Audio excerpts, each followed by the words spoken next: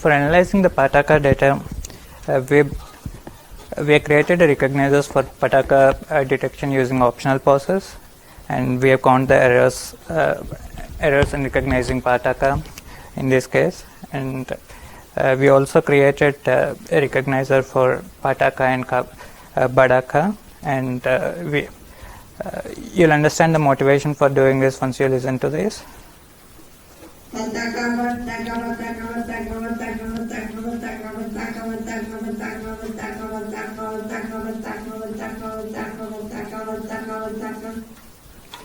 So you could listen to the Pataka getting confused with Badaga quite often, and we just want to analyze this scenario. And the reason why Pataka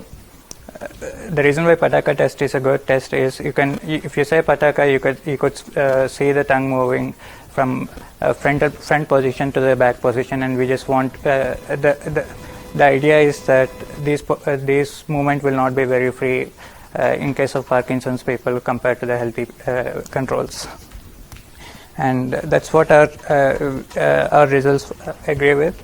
So we have found that the error is low in case of healthy controls compared to the Parkinson's people.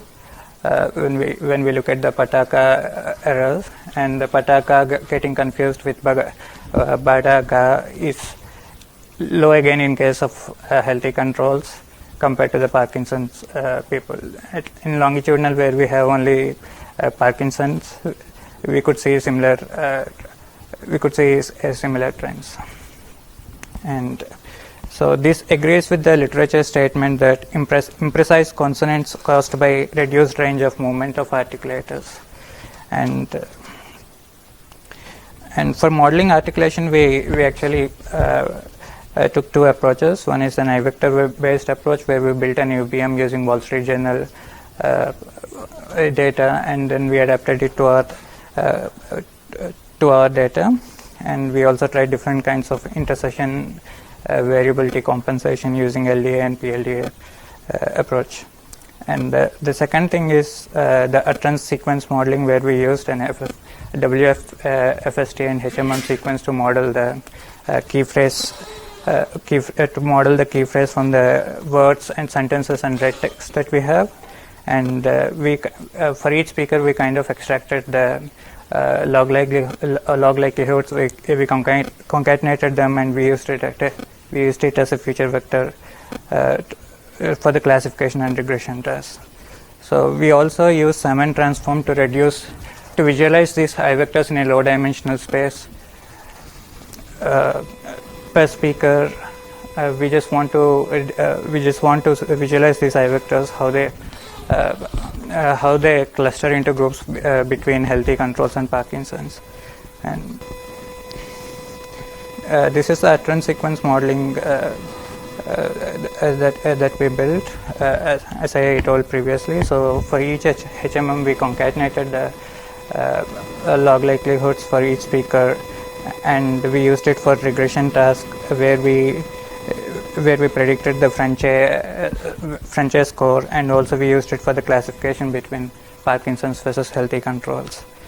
And so from the score statistics, this is what we observed. The statistics are high for the healthy controls compared to the Parkinson's people, and it's consistent across all the kinds of text that we have: words, sentences, and red. And for the Parkinson's versus healthy control, we have 70% recognition rate using this feature vector, and the correlation with FT is French assessment is around 0.61. And this is the Simon map that shows the Parkinson's versus healthy controls, and for both male and female. As you could see, there is a significant overlap between male and female. We were not able to it's not very clear the male clusters and female clusters here, but if you look at the Parkinson's versus controls, you could, except for few outliers like this, you could see the control people here and the Parkinson people in the other cluster. And This is the same map, but with each gender separately. The left one is the male, left one is for the male, and the right one is for female.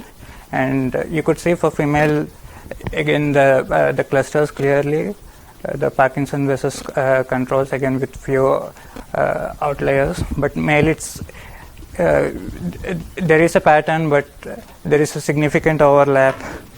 There is a significant overlap here, where the where it's tough to distinguish between the Parkinson's versus healthy controls. And this is the same map, but with the correlation scores instead of the classification. So, and you could see as we move from the control area to the Parkinson's cluster, we could see the color get changing from slightly from a light shade to a dark shade, and using iVectors we have got 87% accuracy on the PC-Gita dataset between Parkinson's and healthy controls, and on the check dataset we have 85% accuracy, and the correlation on an average on the red text on all text plus words is 0.69, and on the monologue is 0.69 again, and the correlation on the red text is 0.56. And the conclusion is we are able to get good distinction between the Parkinson's disease and the healthy speakers, and the correlation with FDA is substantial, but it's not as high as the inter-rater agreement. We'll take a break now for 15 minutes, and we'll come back here at 9:50, and then Camilo will continue with his